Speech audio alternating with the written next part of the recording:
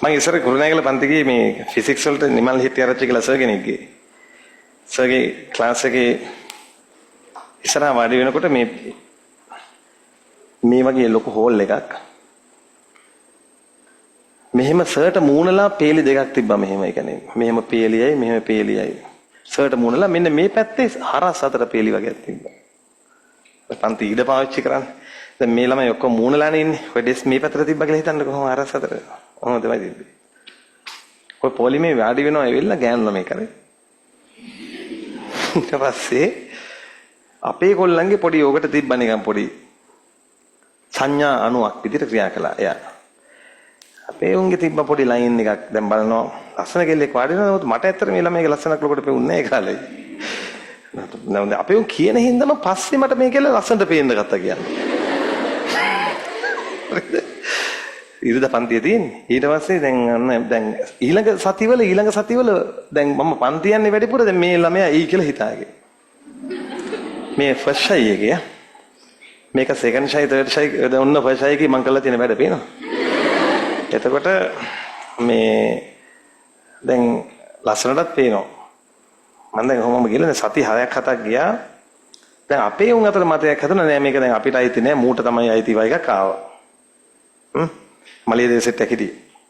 ඊට පස්සේ මමත් දැන් අරුන්ට පොඩි සත්තමක් දැම්මම කවුරුත් බලන්නේ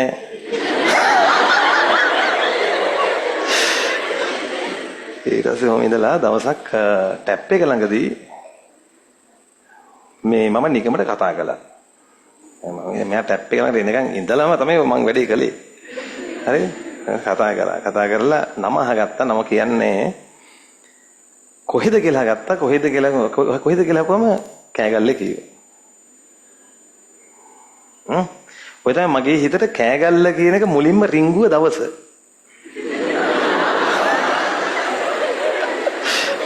ඊට පස්සේ තව දවස් දෙකක් තුනක් කොහොම ඉතින් ඉඳලා දැන් සමහර දවස් වලට මේ එයා යන්නෙත් මේ අපේ පෝලිං ළඟ ඉඳන් මම පෝලිමේ කෙළවර තමයි වාඩි වෙන්නේ දැන් මෙයා යනවා ළඟ ඊට පස්සේ ටැප් එක ළඟදී මට අමතකුණා කියන්න ඉතින් එතනින් ඇහුවේ කොහෙද කියලා විතරයි අහලා මම අතින් ආයෙ වාඩි වුණා වාඩිලා දැන් මම ඉන්ටර්වල් එකට පස්සේ එතනින් එනකොට මම ෂේප් එකේ මම වගේ නම් මොකද කියලා ඇහුවා එතන නම කීවේ නම කියාගෙන ගියා ඇති කෙල්ලට තේරෙන්නේ නැති මු ඉතින් මේ පැණියා තමයි කියලා. ඊට පස්සේ මං එහෙම බය නෑ කතා කරන්න. බය නැතුව කතා කරනවා. ඊළඟ දවසේ මං තීරණය කළා රයිට්. තව ටිකක් විස්තර කතා කරන්න ඕනේ. කුරුණෑගල ඉම්පීරියල් කියලා මේ හෝල් එකක් තියෙනවා. ඔතන හිටියා මම දැන් හොඳට ඇඳගෙන. දැන් සෙන්ටර් එක ගන්න දැන් ඉන්නවා දැන්. උතන මට පේනවා සෙනග ඈත් මෑත් කරගෙන මෙයා එනවා. හරි වැඩේ හරි. ටක් ගාලා කතාවට පටන් ගත්තා. එතනින් තමයි දැන් කතා කරගෙන යනවා. කෙල්ලත් කතා කළා. දිගටම කතා කරගෙන ගියා. මොකද ඉස්කෝලේ ස්වර්ණ ජයන්ති කිව්වේ. ස්වර්ණ ජයන්ති කියලා නමකට අහලා තිබුණේ නෑ මම ඒ කාලේ. ඊට පස්සේ මම ඉතින් දහගෙන ගිහලා කොහෙද මේ ගම්පලත් ඔක්කොම ඇහුවා. දැන් මම ඒක කියන්නේ නැහැ කෑගල්ලේනේ. අදටත් මතකයි මේ ඇඩ්‍රස් එක මතකයි මට. ඇඩ්‍රස් එක කිව්වට ඇඩ්‍රස් එක කිව්වේ නෑ ගම කිව්වේ. පස්සේ මම හිතාගත්තා දැන් ඔන්න දැන් එදා දැන් අපි දෙන්න දැන් ඔන්න ඉන්න ගමන් එයාත් බලනවා මාත් බලනවා. දැන් වැඩේ හරිය ඔන්න වෙලා තියෙන්නේ. ඊට පස්සේ ඊළඟ දවසේ අහන්නම් කියලා හිටියේ. ඊට පස්සේ මේ ළමයා ආවේ නෑ. ඊළඟ සතියේත් හිටියා. ආවේ නෑ. සති 5ක් විතර හිටියා වොම ආවේ නෑ.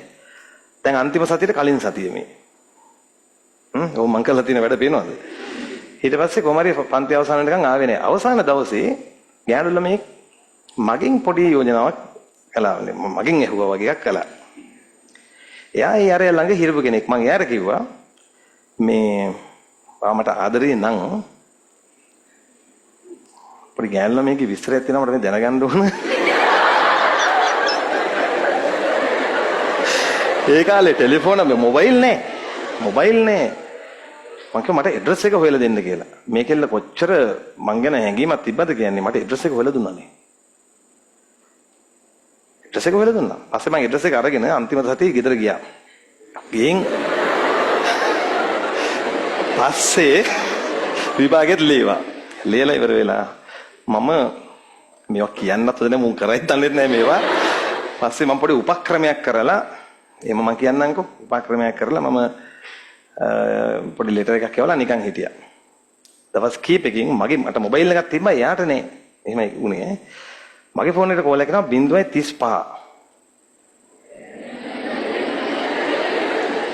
අංකල් කෙනෙක් කතා කරන්නේ මේ පුතා මම මේ අසවලාගේ තාත්තා මේ කවුද ඔයාගේ මෙයා කොහොමද දන්නේ මම හිතුවා මම දන්නේ මට මතක නෑ දැන් මට මේ අර කීප එක මම දන්නේ රෝන් නම්බර් නේද ඒක මම තිබ්බා හරිද පස්සේ මට දේලෝරත් උනා මේ අරක වැඩ කරලා මම ආයෙ ගත්තා නේ අංකල් මේ අපි නංගිගේ යාළුවෙක්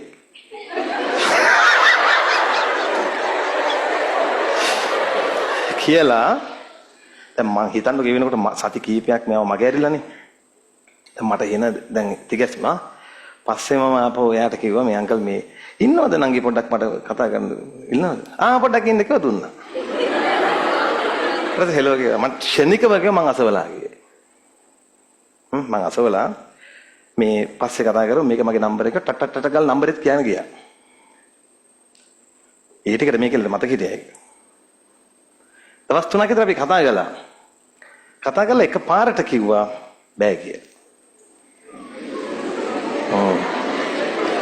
ඒ බෑ කියලා කියන්න හේතුව සමහර විට යා යාළුවෝ හිටව පිරිමිලමක බලපෑමක් එන්න පුළුවන් යාළුවා හිටියේ. කොල්ල සරයි. පස්සේ මම දන්නේ. එතකොට ඒ ආදර කතාවට ආයුෂ තිබ්බේ දවස් 3යි. මම කියන්නේ මම ඔයාලට වඩා ඔය ගැන දන්නවා කියලා. ඊට පස්සේ තත්තට මගේ හිතේ වැදුනා කෑගල්ල ගැන ලොකු නිකන් බැඳීමක්. හරිද?